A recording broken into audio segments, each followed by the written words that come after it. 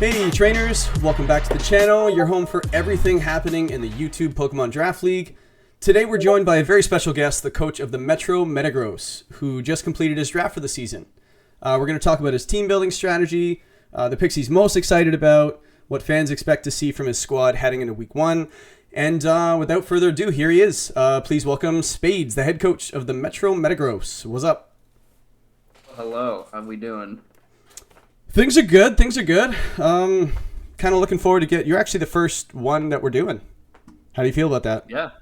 That's not the first I feel question. Like I'm superior towards everybody, that you chose to do me first. I did choose to do you first because you're awesome. Exactly. See, Grip, we could just end the video now. Actually, segue into your awesome team. Nice job on the draft. We'll get into it in a second, but I just wanted to kind of ask you a few questions about the team, just to kind of give it, like, I guess, an intro to the rest of the videos that are to come. We're just going to be interviewing the coaches and asking kind of just generic questions about how the draft went. I'll try to change up the questions so it's not stale. But I guess, are you ready to dive in, or? Yes, I am. As long as there's water in the pool, I'm ready to dive in. Oh my goodness, these jokes. All right. Leave the jokes to me. I am the host. Well, you chose to add the dad joke king to your stream, so. Yes, very much that. So let's start from the top, I guess. What was your overall strategy heading into this draft? I like to ask coaches kind of what their mind was. Like, did you go in with a specific core or play style in mind? Like what? So my general draft strategy is wing it. Nice. And I do that, well, mostly because I don't want to prep 10 picks in advance. But I usually just take the best available first and then kind of build from there. There was one Mon in particular that I did want to draft, and I did get that Mon. So, which was Annihilate. Oh, I actually expected to get Annihilate first, but there was a better option that I took, and then I got Annihilate. What was your first pick again? I don't remember. My first pick was Chen Pao. Very solid pick. Very easy to. Your draft just goes on easy mode after that pick, I guess. And and once we get into the rest of the team, I think people will start to get it. So, like, you did mention one Pokemon that you kind of, like, you might have actually already answered the second question, but every coach usually has that one pick they're super excited about. Which Pokemon are you most excited about to have on your team this season? Are they new, and why? Yeah, it's the ape. It's gonna be the centerpiece. It's really just extremely versatile, and very much like your opponent needs to respect. And even when they do, it's really hard to do that in a draft setting. The amount of stuff that it can do, from the sets, the spreads, it's pretty wide. So your opponent still has to guess what you're gonna do with it, and it's really nice to just build around that. So, well, that turn one. That turn one's really difficult, facing an Annihilate. Yeah. Like, regardless of the partner. Yeah. So I wanted to build a team around Annihilate, and I feel like I did that to an extent. So. Well, I think so as well. Like, I think you definitely built a team that can make Annihilate as successful as it can. You definitely got its homeboy in the family of 4. Yeah, I did get the family of 4, yeah. I did not expect to get the family of 4, but here we are. Round 3, right? So, yeah, it was round 3 Mousehold with Annihilate. And it's like, if you ask people, the best partner for Annihilate is Mousehold. So. Yeah, it is. Like, and you know what? Just because we didn't really kind of, well, we as in me, me, myself, and I over here, I didn't exactly let people listening know kind of what we did this season with the YPL.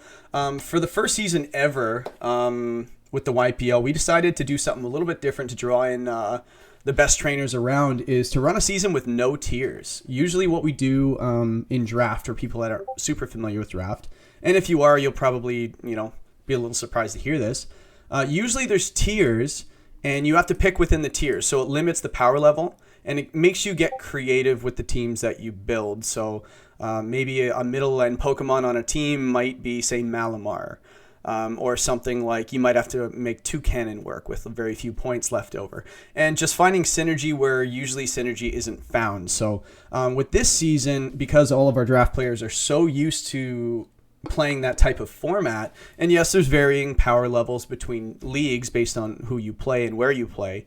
But this season's just going to be max. There are no limitations, and there will be a summary video coming out from a lot of different coaches and trainers from this league, kind of talking about how they hate me for running a league like this. I specifically put a line in there saying that I hate you. It was pre-recorded, so I can leak that already. Yes, I don't think it was any secret. But so back to your draft. Did your draft go the way you planned? Obviously, you got the first 3 picks you wanted and some. Were there any moments that you had to pivot because maybe somebody sniped a pick from you or something? And what was it? I mean, I would say I didn't get sniped, but that's not because I really planned anything. It was more so that I go in thinking what I want to kind of pair with it. Like, I only had really Heatran, and I didn't have Dragonite lined up, but it was like, well, it's still here, so I'll just take it. I'm not really like a super big planny draft player. I'm more of just pick what's best available, and if it can fit what roles I need, and then just go from there. So I guess I can kind of alter the question a little bit. So the question was, did somebody snipe a pick from you? Was there a pick that you had kind of lined up maybe a couple picks before? Because you obviously, your pick's coming, you're following it because you're an excellent player in our league and makes the commissioner's life very easy, right? Of course. Many people don't. But did you have a pick like kind of queued up that you lost out on? I mean, it was probably the first pick where so it was Shenpao and Raging Bolt. I was deciding between them, and then I was like, well, there's a chance that I can get both. So I guess Raging Bolt is like the only one that like I could have gotten, but then I got Ape instead. So. Well, you were 3 picks from the end, so you almost had a wheel. So you had 2 kind of picks after you, and then they had another pick, and then you came back. So yeah, that Chiampao. Yeah, it almost came back to you. Unfortunately, that wheel pick ended up taking it. Which and then, like I said, Heatran would be good to have just because of the typing and what it can do for my squad. So, like, I guess Heatran can make things. Also, it wasn't on my plan because I figured it was going to get taken, and then it wasn't. So it's like, okay, I will take the Mousehold then. See, that's the thing about a season like this is everybody would say to me, like, oh, there's no way this is going to be there. Well, not everything can be there. There are so many amazing things that didn't even get drafted, which is insane to think. Gouging Fire was a potential first overall pick, and it didn't even get drafted. So it just kind of showed. A lot of the stuff I got too were like, multiple Mons could fill those roles. Like Zapdos could have been filled by Thundurus, or Suicune could have been like a different water type. Like a lot of those were kind of just checking some boxes. Yep. But I feel like I got probably what I wanted in those boxes anyway. So. Well, I think that's the key to a good draft too. If you kind of get the pivotal positions or roles on the team first, and you have like really good role compression with your early picks. A lot of people go offense early, which I personally like to do as well.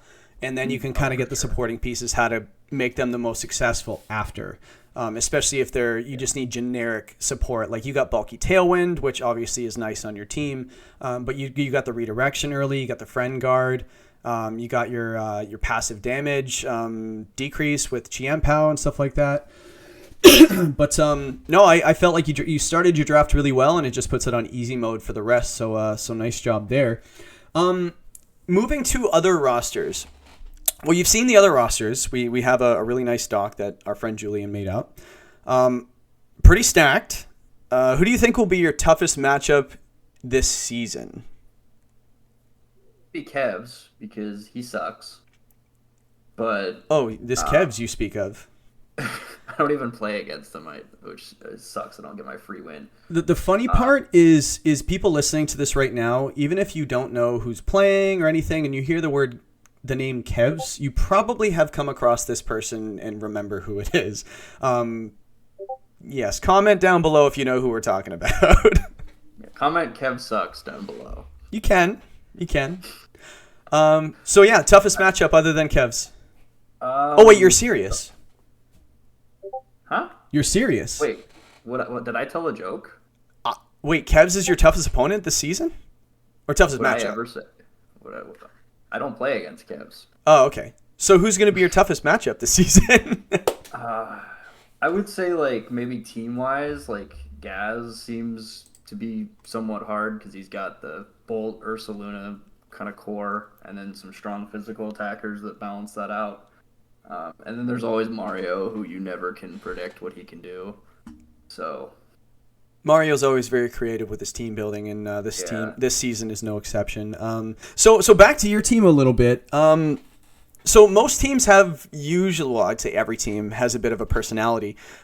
If you had to describe the identity of the Metro Metagross this season, what would it be? Well, this team is going to be more of just bulk and fat. But I want people to prep for one thing and get hit by something else. I have the really strong, like, fast physical attacking ambush with the Chenpao and the Dragonite. But then I also have the slow stuff with Suicune, Zapdos, Heatran, Ape. So I want people to kind of look to prep against my team and have no clue what to do against it. And I get advantage from that because I can play proactive rather than reactive. So that's likely my identity is proactive.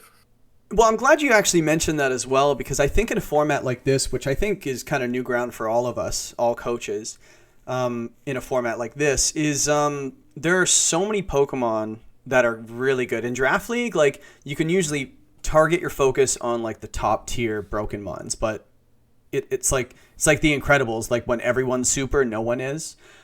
So when an entire team is completely goated, it's all top tier mons straight down the roster. So it's really hard to zero in on a strategy to counter. And It's I going to think be like building VGC teams, and it's going to be basically saying don't be hyper reactive to what your opponent's doing. Like, don't like do specific like one-off strategies because again, they have 10 bonds and there's infinite combinations they can do versus you. So there's a likely shot that whatever you're trying to do will probably not work. And if you're too reactive, you will lose. That is just how this game works. So might win you a game, right? yeah, it might win you a game. Won't win you a set. Yeah. Yeah, closed team sheets, I think with the VGC format right now, Terra is open. So people will know kind of maybe some Terras give things away, such as if you see Terra Normal Dragonite, chances are we know what the set's going to be.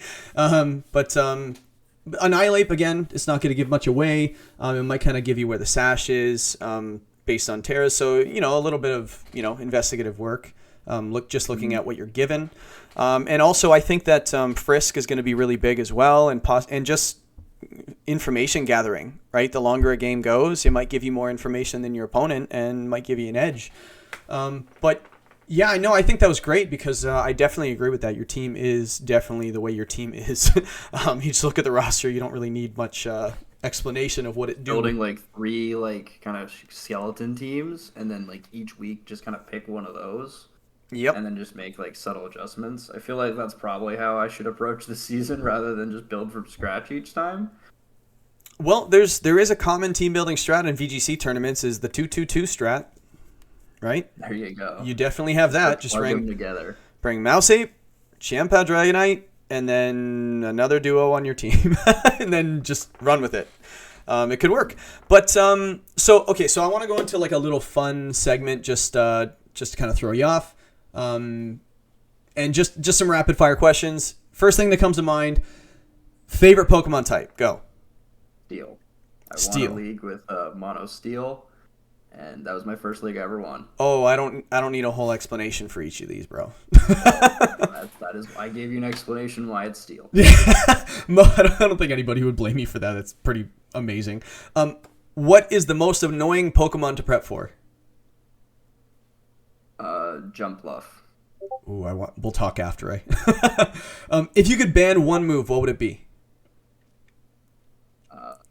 Spore. Spore, fair. Trick Room or Tailwind? Tailwind. Favorite nickname you've ever given to a Mon as your last question? Chi-Yu, I had Smiles back. Amazing. Very cool. Because of the goldfish. Nice, the goldfish. I can't wait till that shiny comes out. It's blue. If we ever get it. They're just going to tease us. Probably not. But before we wrap up, is there anything you want to say to people watching or the rest of the league as we head into the season, or just any comments? Watch the videos, watch the matches, and root for my team and nobody else's. Yes, you're right. Root for my team. You heard it here, folks. He said root for my team. Yeah, it wasn't. And Kev sucks. Don't forget that. Yeah, that's another good comment. So, Spades, thank you again for joining us, giving us a look into the Metro Metagross game plan for the season. Best of luck. And to everyone watching, make sure you like the video, subscribe if you haven't already. Drop a comment below. What did you like about this draft? What do you think's missing from this draft? Hey, we'll be back soon with more interviews and analysis in the YPL preseason, so stay tuned. Peace.